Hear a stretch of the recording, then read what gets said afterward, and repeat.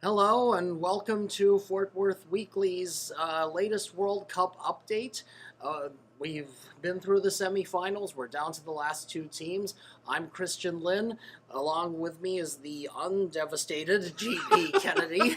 uh, yeah, and we're and we're here to preview the Croatia versus France final. And bask in the excellence of the semi-finals. Uh, That would be you. So let's start with the France defeating Belgium in the first semifinal. Uh, So, full disclosure, I did say 2-2, and I thought it might be kind of pretty thrilling. It wasn't. I thought it was like high-quality soccer. France won 1-0. I picked France to go through on penalties, I think, so I guess. And I think you did something similar. So I guess we got the right team to the final. But I personally, I mean, it was excellent soccer that wasn't high on goalmouth action, I guess. Would be my take. What do you think? well, see, I did only, it did seem to me like Belgium had some opportunities in the first half, but they gradually went away. Yeah. I think did Belgium fade or did France control Belgium better as the game went on?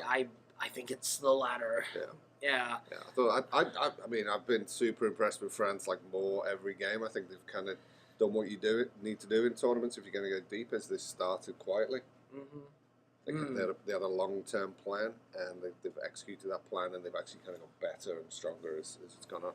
In spite of the fact that their striker hasn't scored a goal. Is that a first? Do you think? Like you're talking about Olivier Giroud. Yeah. I mean, if he spent less time on his hair and beard, maybe, and like more time like in practice taking shots. I don't know. Maybe that's some oversimplifying things. Yeah. Well, he does help out that offense by eating up defenders and opening up space for France's little technicians like Antoine Griezmann and Kylian Mbappe. I was being slightly reductive about the role of a striker. I mean, you're right. It is about more than just putting the ball in the back of the net. He's a real good team player, and I would guarantee that the other 10 guys that he plays with love what he does on the field. So. But you'd expect him to at least like bag a couple goals. Yeah. I guess Harry Kane sitting at home watching the final with the golden boot on his coffee table. Would he trade places with Olivier Giroud playing in the final with 0 goals? I would say Harry Kane would trade places. That sounds about right. Yes. Harry PK Kane, as he's known now. Oh, okay. By me. It's just me. I'm going to start this. It's going to start hashtag and everything. It's going to be massive. All right then. Yeah. Well, I've been critical of France so far in this tournament and Belgium, or the Belgium coach, I guess. Yes. We'll come back to that. Yeah. But because France could be crushing everybody in their path. They do have the talent, but they've been very pragmatic, and I realized they play like their coach does. Didier Deschamps. He was a great defensive midfielder in his time. He's going to.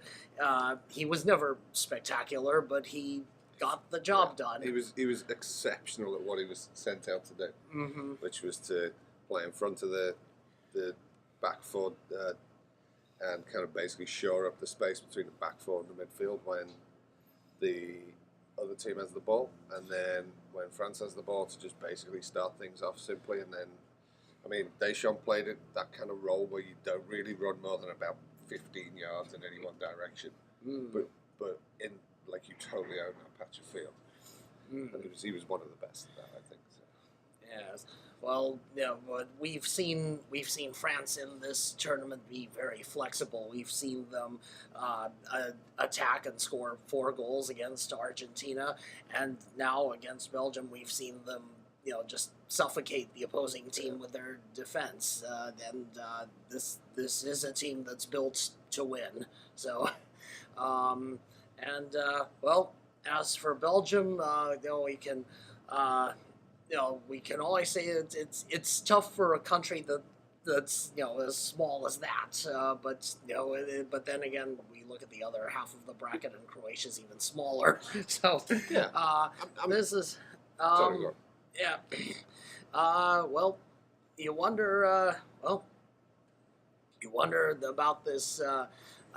You figure the team has a decent shot at winning the Euro tournament in 2 years, but Belgium. yeah, but Yeah. you wonder if this was their last real shot at the World Cup. So, probably I would say, unless they're bringing people through the youth system. But Mm. were you disappointed with De Bruyne? That's a leading question. What did you think of De Bruyne and Lukaku, specifically against France? It's again, Roberto Martinez chose his heavy options in the middle of the field so he could, push De Bruyne closer to goal than where he's more effective. But this time, De Bruyne seemed off his game. And he's usually so brilliant. But as you have a bad game at this level, and it can that can be the difference. So But there's the thing. It's like you can have a bad game and bounce back if it's in the group stage. Like individuals can have a bad game. yes, But when you have a bad game in a knockout phase, that asks questions for me about like the mentality of the player. This is a guy who's like sailed through the EPL season, pulling all the strings for Manchester City. Excuse me, won the EPL title kind of at a canter. I mean, they could have given him the trophy as a Christmas gift. They were that far ahead so early in the season, and it just kind of he never needed to be clutch last season for Man City, and Belgium really needed him, and I feel like he didn't really show up. And Lukaku, similarly, there was a couple chances where I thought he overstrode, and that speaks of kind of like a mental tightness that kind of is then manifest physically. So players will kind of, they'll be mentally not as sharp as they normally are because they're feeling the stress of the big game, and then they get physically tight, and he just kind of overstrode on a couple of things that I would have expected him to get on the end of. Having said that about De Bruyne, I have to give him absolute props. That arrow diagonal pass late in the game, that De Bruyne is one of the occasions that I thought De Bruyne would have got on the end of. That was sublime, but that was the one kind of standout thing De Bruyne did in the whole game for me. On the other side of the coin, I thought Eden Hazard did what he does, and he was just absolutely superb. But he just didn't have enough guys around him that stepped up. But. Well, Belgium has only made the semifinal once before, so we know that these players will go down in history, much like Croatia did 20 years ago, much like Bulgaria did 24 years ago. So, The Cameroon team from, is that Italian? No, 98? 90, wasn't it? 90, it was 90, yeah. I'm so old and I've seen so many World Cups. I have a problem demarcating which was, it was the Cameroon team from Italia 90. Yes. They definitely I wouldn't say they overachieved. I would say they played up to they finally fulfilled their potential and made a great showing at a major tournament. Yeah. And in the other semifinal, Croatia somehow found the energy to come back and defeat England 2-1. I'm not laughing. I thought England should have put that away in the first half. They scored 5 minutes in. They definitely nice free kick. It was sweet, yeah. Not in the upper 90, but enough from that kind of central position to go over the wall, and the goalie has no chance on that. Right. That was Kieran Trippier, the mighty atom of England. Yeah, and then they had some other chances to score a second, and Like hitting the post from a yard. yes, Was that yes. one? Yeah, but instead, they they turned passive in the second half, and That's an interesting understatement. yeah. If by falling apart completely you turn passive. Yeah. Well, Am I exaggerating? the last a little once- bit, I think. Okay, so Yeah. so let's rewind a little. So Kieran Trippier scored a goal from a free kick in a central position, very much like excuse me, same position as Ronaldo's injury time equaliser or late equaliser against Spain in the second game of the whole tournament. I think it was. We were so much younger then, weren't we? Yes, Back in we the days were. of Portugal Yes. and Spain. Oh, heady days. Yes. I could still do handstands and everything. It was great. Yeah. Excellent technique on the free kick, and then obviously England are ascendant. They've scored after 5 minutes. Croatia are shell shocked, and I think it took Croatia until about the 40th minute for me to really kind of regroup and kind of get any kind of rhythm and flow, which is what Croatia kind of play off of. England did have a couple chances. Harry Kane hit the post from a yard, which was ruled offside, but I figure if it had gone in, England might have persuaded the ref to look at VAR and he would have been onside, but it didn't. He missed from a yard. And then I thought, second half, Croatia came out, played at a lot higher pace from the get-go, scored after 68, 69 minutes, and England just like fell to pieces. I mean, you know, players shanking the ball up into the air, goalie running out and onto stuff that he had no right to try and get onto.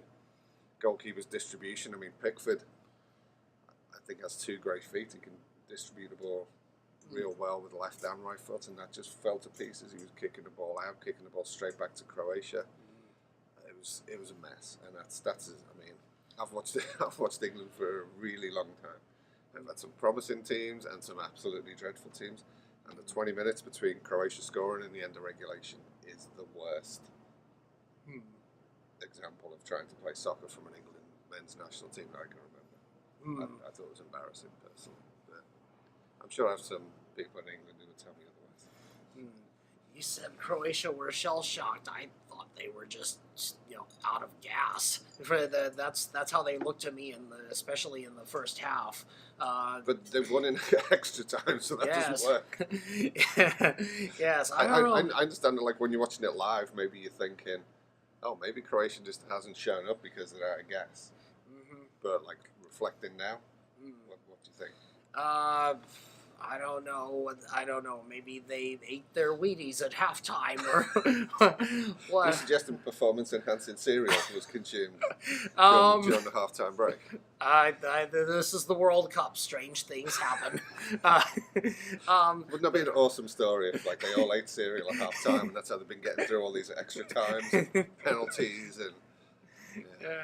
Well, one key factor was that they had their starting right back, Shime Versalco, after their coach said that he would not be available for the semifinal.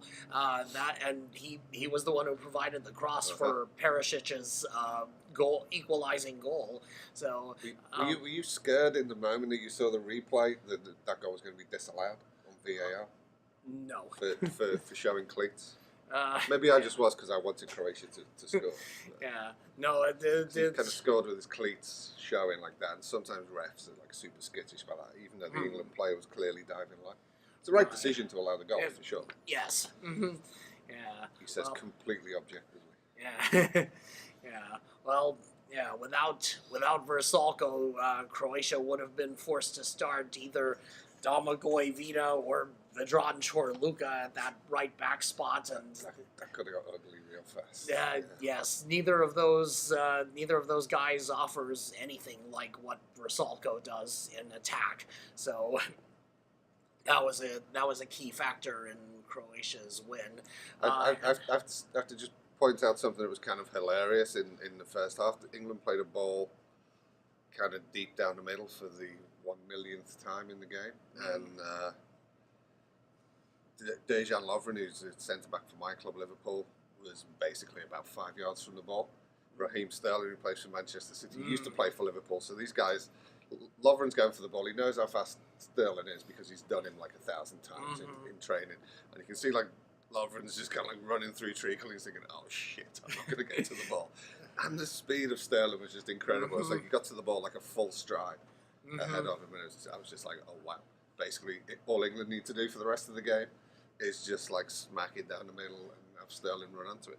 And in fairness, that's about all they tried to do. So, and in fairness to Croatia, they got wise to it. So.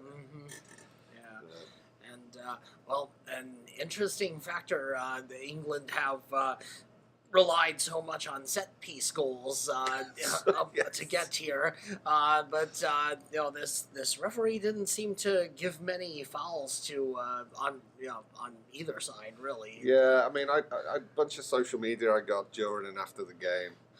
From people with different allegiances, some people who were neutral, basically saying that they felt like the ref didn't give Croatia enough fouls, like in Croatia's favour. So England fouling Croatia players. There was a couple times out wide where I thought, ooh, England would have got free kicks in previous games, and that's, like you rightly say, that they're the kind of positions where they've habitually scored from in this tournament. So, but I don't think there's a hard luck story for England, do you? Did they just get beaten by a better team? Well, that's in a vacuum, I would say Croatia's a better team. That's what I would say. In a vacuum, no one would be able to hear you say it. So. That is correct. We don't play these games in a vacuum, so it'd be impossible. Yeah. So, forward, anyway. Yeah. This is soccer, not physics, isn't it? Exactly. And I don't. I think England will have a lot of regrets that they let this game get away from them when it was available for the taking. But still, they did reach the semifinals. They have not done that at the World Cup since 1990. So it's the most of the key players are young, so we'll see. So this England team, if they keep playing pragmatically as Gareth Southgate has them playing, I think they can have a future at international tournaments. So we don't have a future in the sense that it'll be available to try and qualify. No, I'm being too facetious. Yeah. So can I expand on your notion of pragmatism a little bit? All right. Excuse me. So what I interpret Southgate to mean when he says we're pragmatic is two things. He's realised that England actually aren't terribly good at soccer. Like, they're not technically on the same level as a bunch of the other teams. You could name 15 teams easily that are better technically at soccer and have better athletes. Well, it's questionable with the current England 11. And Southgate's basically, the balls to kind of say, we're not brilliant at soccer. What we are is we have some good athletes, people like Kyle Walker, Raheem Sterling, Harry Kane up to a point. Maguire and Stones are super physical on set plays and things like that. So they're playing to their strengths. What has been the failing of England teams for decades is they feel kind of like they should somehow try and play soccer like everybody else does, and the whole system in England doesn't prepare you to do that. So Southgate's got the team playing according to their strengths. It is immensely dull to watch. It's basically a modified version of Route 1 soccer, which is go as direct up the field as you can, and what he's added to it is some dynamism in terms of some of those. Marcus Rashford, who hasn't had enough game time for me, he's a super quick feet. He's got to be one of the fastest guys when he's dribbling the football, soccer ball, whatever you want to call it. But sorry, I'm almost finished. Almost. You wound me up, and now I'm one of those toys, and I'll fall off the edge of the table in a second. So, and the second thing he's got him doing is basically flopping. So he's like, okay, every other team flops, so we'll just flop. Oh, and we're actually good at set pieces because we've got a lot of these like big physical guys, like Kane and Stones and Maguire, who are good at set pieces. So what he's basically doing is lumping the ball forward, getting into wide positions, inviting the England players to flop for the foul or win a corner. That is, I mean, I'm not being like, I'm not oversimplifying it. When I watch England in this tournament, that is all I see. And that's fine, because it kind of worked. Now, once people figure that out for the next tournament, for the Euros and the Euro qualification, are there enough teams that are good enough to shut England down? They'll probably get to more finals, but we'll see what happens. England didn't get out of the group in the last Euros, fell to Iceland in the first knockout phase. I would fancy them to improve on that, but England fans just stop saying it's coming home. That's a whole other thing, which I'm not going to get into. Stop, just like enjoy each win. Like England win a game of soccer, get drunk in the pub and hug people you've never met. It's fine, but like, don't think you're going to win the tournament every time you win a game of soccer. It's you know what? Everybody else laughs at the English fans and media for that. It's dumb. Anyway, I'm done. I've fallen off the end of the table. Yeah. So. Well, I have not been following England as long as you have. You lucky bastard.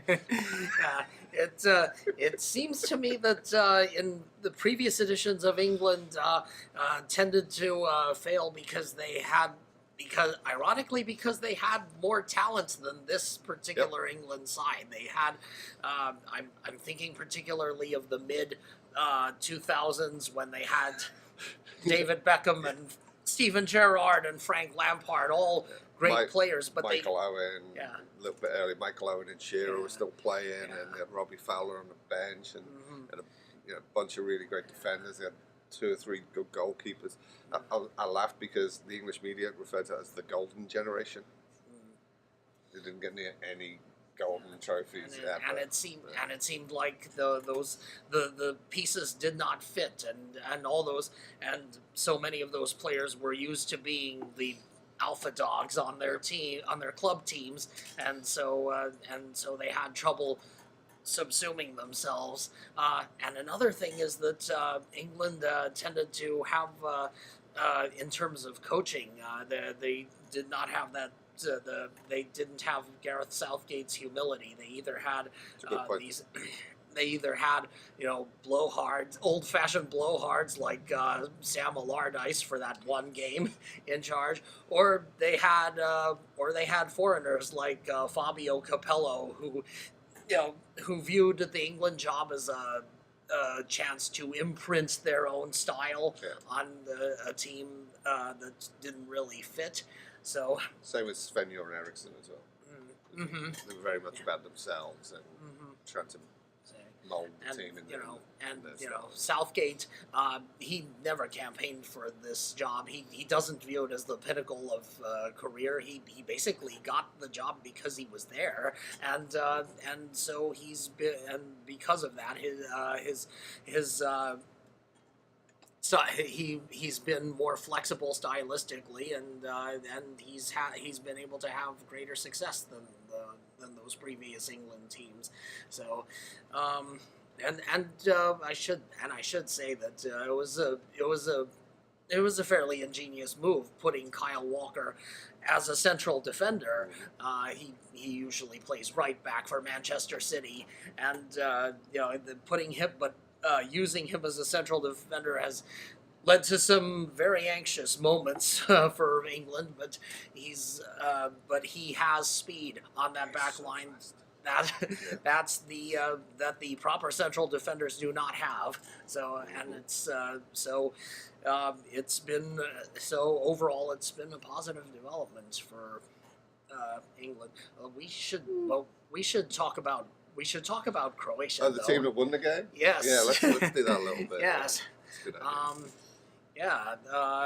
We. Hold on, what can I just say? Like, wasn't Croatia supposed to be so exhausted they could barely stand up, and they'd be mentally exhausted, and it was coming home, and England were basically already in the final?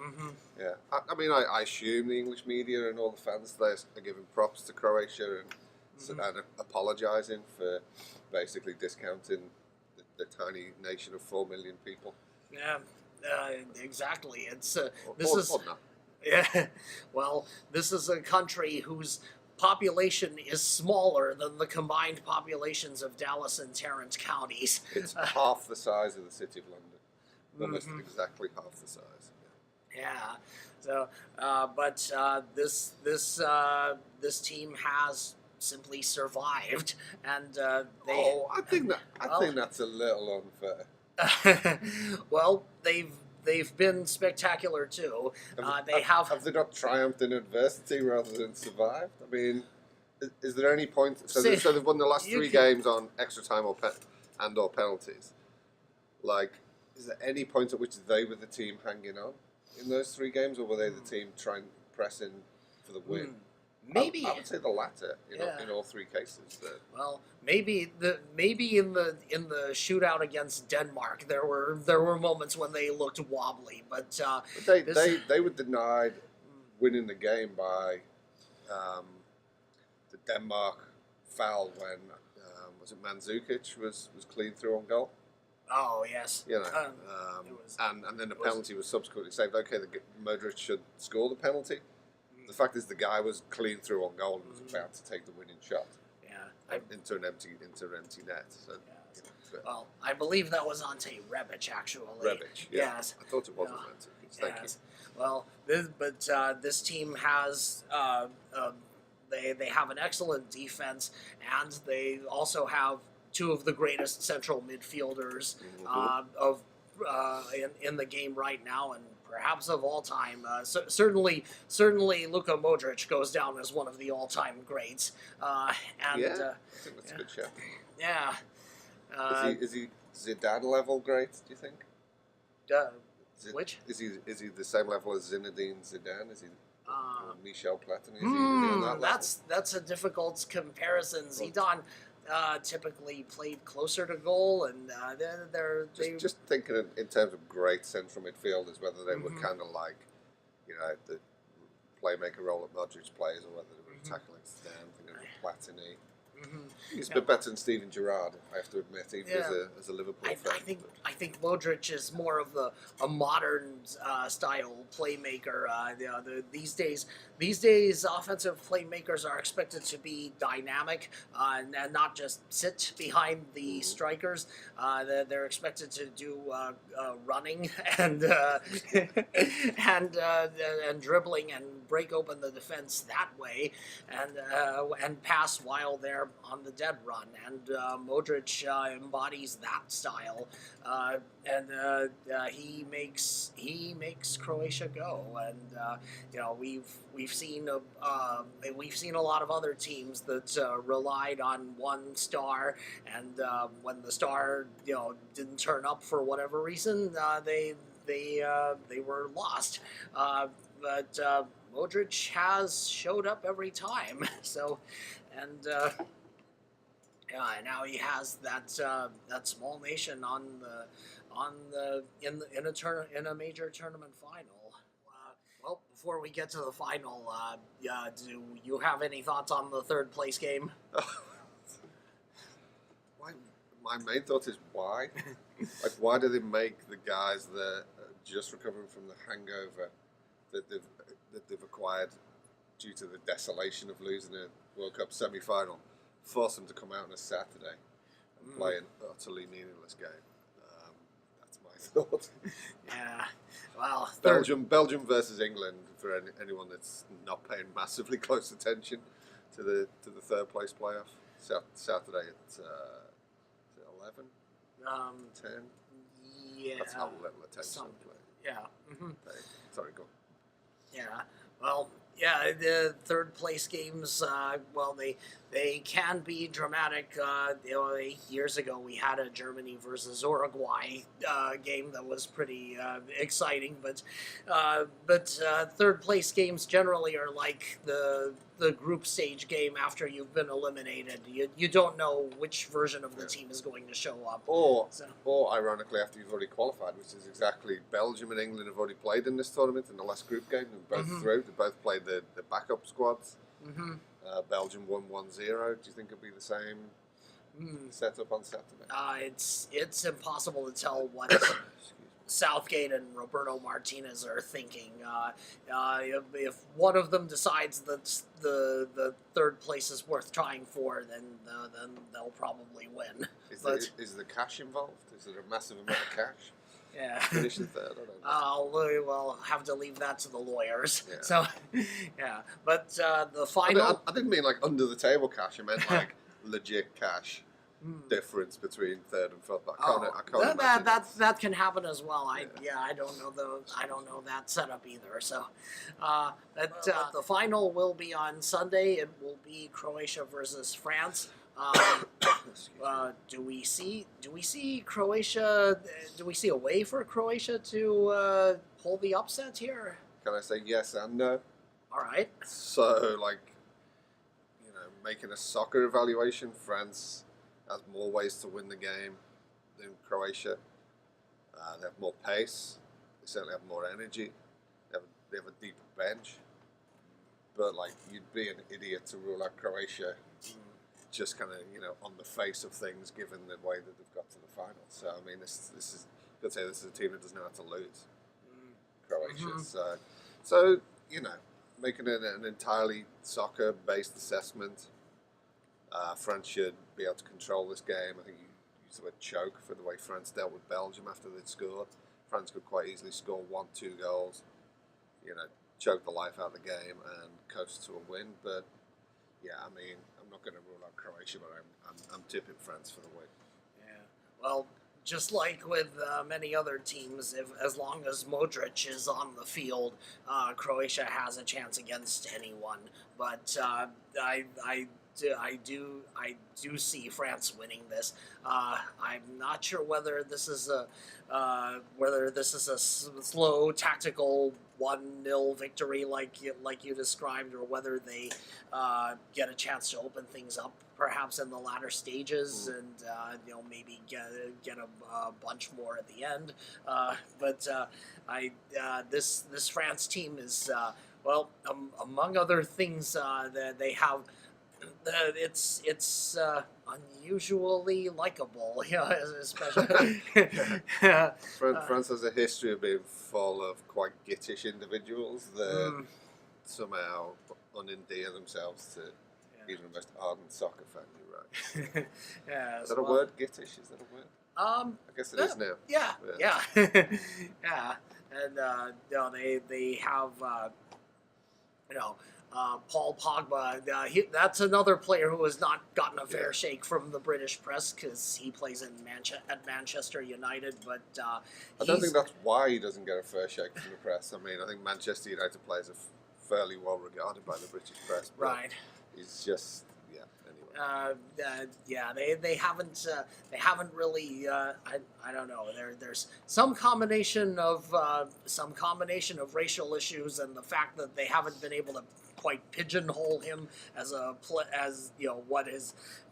what his role is, because it seems to be somewhat fluid at Man U. But plus he's French while in charge of a soccer ball. That's like that's pretty much a hangable offence. Like being visibly French on TV in England. So you need to be careful with that being French thing. Which makes me wonder, actually, without making this too England centric. Like, so if you're an England fan or you're a commentator, a pundit on English TV, it's like most English people reflexively hate the French. I'm a Francophile and a Francophone. I love France, its culture, language, everything. So, I feel like most England fans can't bring themselves to cheer for France. But can they bring themselves to cheer for the team that knocked England out? I guess maybe if they think, at least if we lose to the team that wins the World Cup, that's like a better thing than losing to the team that comes second. I'll figure that out on social media over the next couple of days. Anyway, sorry. Go on. Pogba is he's the linchpin of this team. He's a very large guy who can make the brute force plays, but he also has a ton of skill, and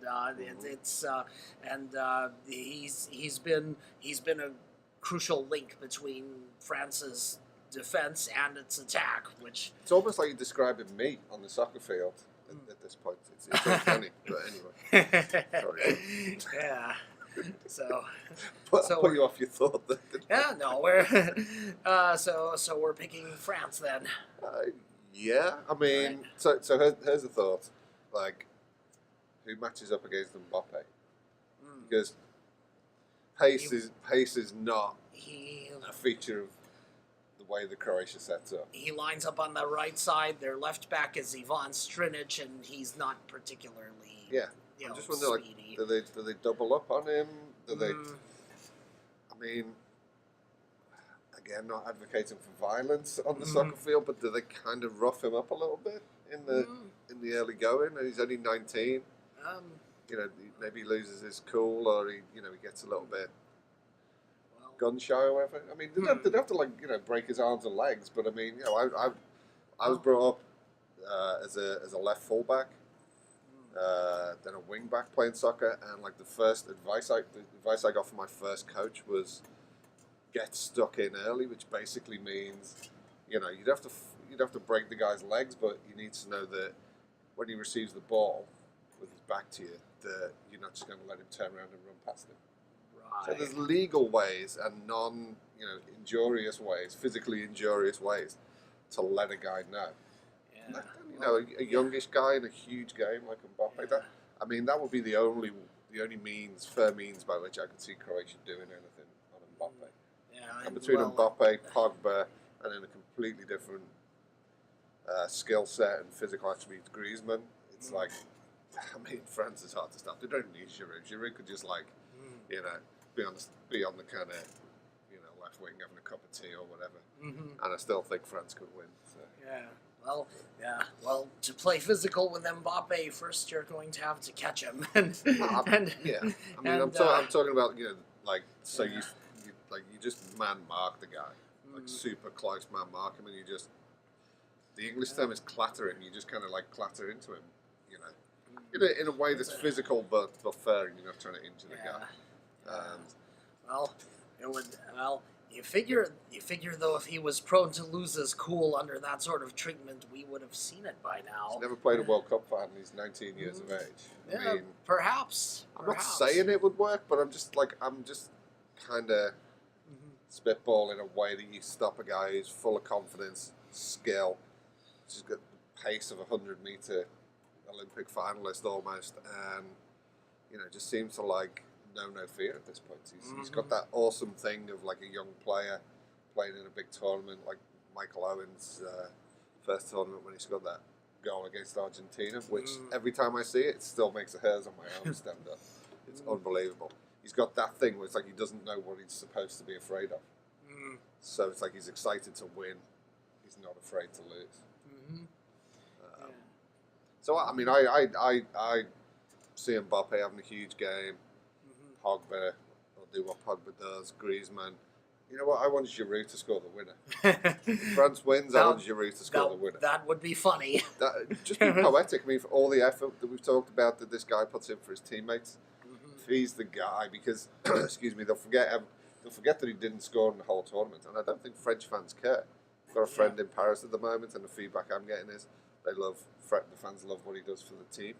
But if Giroud could be the guy who goes down in history, when people see France 1 or whatever, Croatia 0, and the winning goal is Giroud, I just think that would be awesome.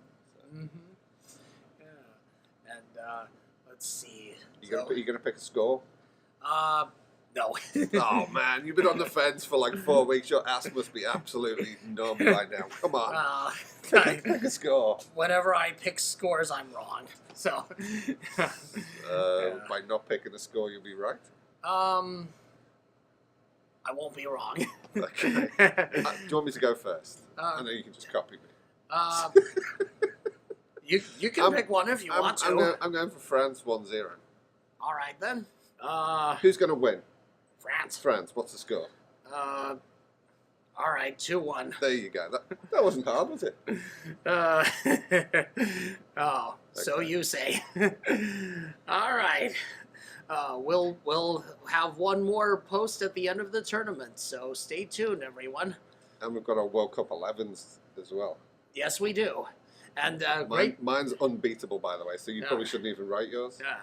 Oh, yeah. And great job on your bad hair of the World Cup. Oh, you know what? Post. That's in 21 years as a writer, getting paid to write shit down. That's probably the most fun I've ever had. So, All right. So I appreciate the opportunity. All right.